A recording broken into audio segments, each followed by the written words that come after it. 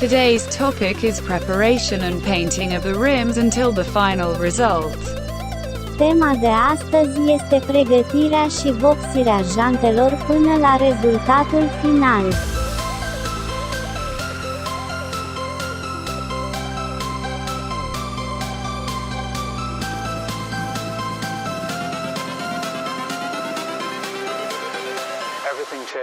The first step is to remove the brake discs and the sprocket.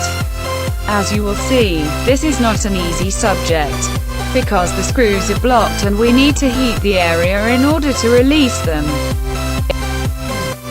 Primul pas este să scoatem discurile de frână și pinionul. După cum veți vedea, acesta nu este un subiect ușor, deoarece șuruburile sunt blocate și trebuie să încălzim zona pentru a le elibera.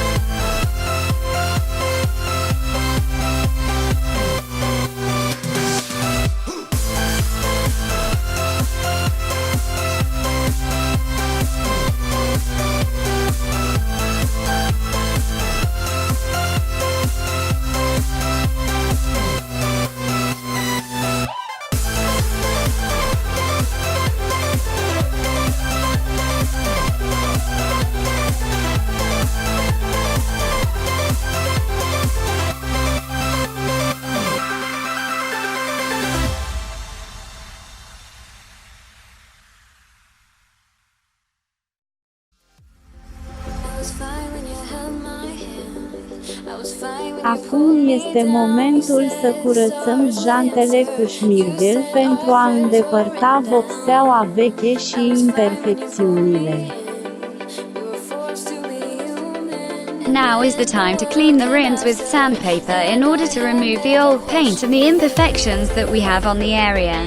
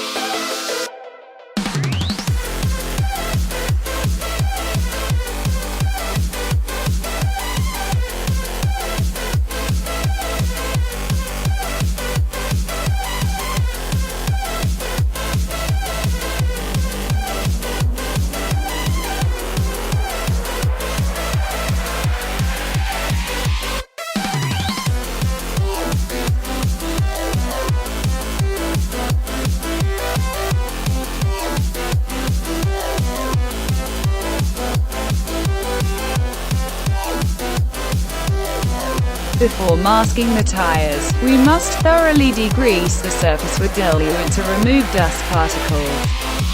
Înainte de a masca anvelopele, trebuie să degresez complet suprafața cu diluant pentru a îndepărta particulele de praf.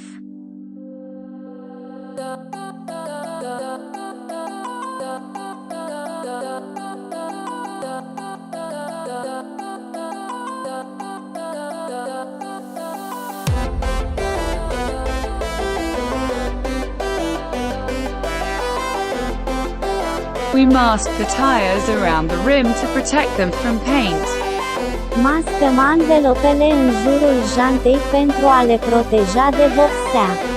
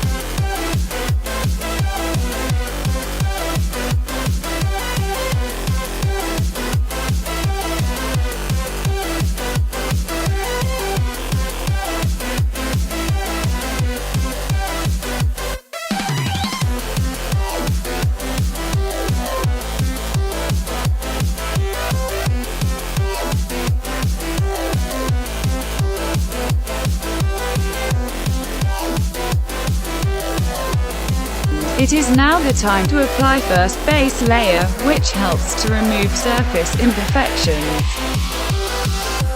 Este timpul să aplicăm un strict tip, acesta ajută la eliminarea imperfecțiunilor de suprafață.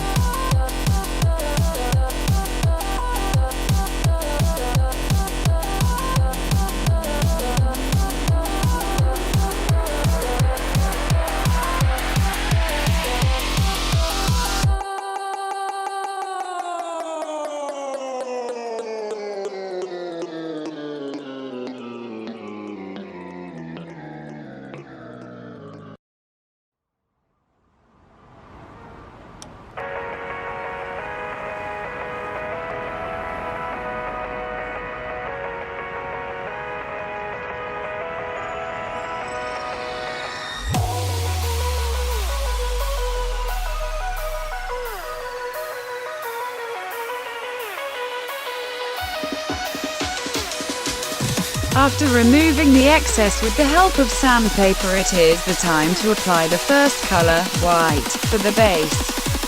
După îndepărtarea excesului de scriptic cu ajutorul șmirgelului, este momentul să aplicați prima culoare, alb, pentru bază.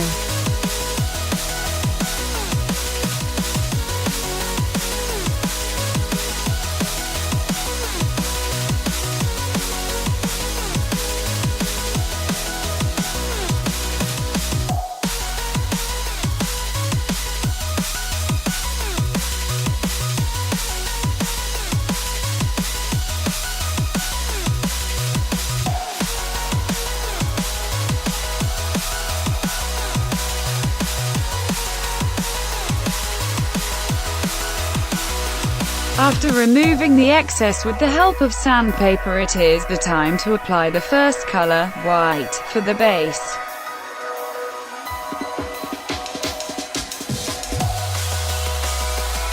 După îndepărtarea excesului de scriptic cu ajutorul șmirgelului, este momentul să aplicați prima culoare, alb, pentru bază.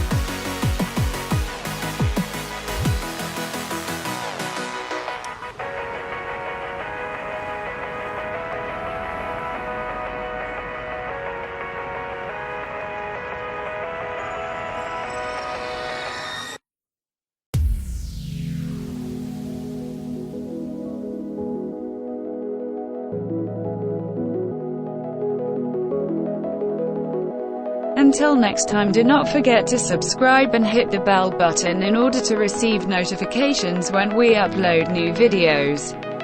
Până data viitoare, nu uitați să vă abonați și să apăsați pe clopoțel pentru a primi notificări atunci când încărcăm videoclipuri noi.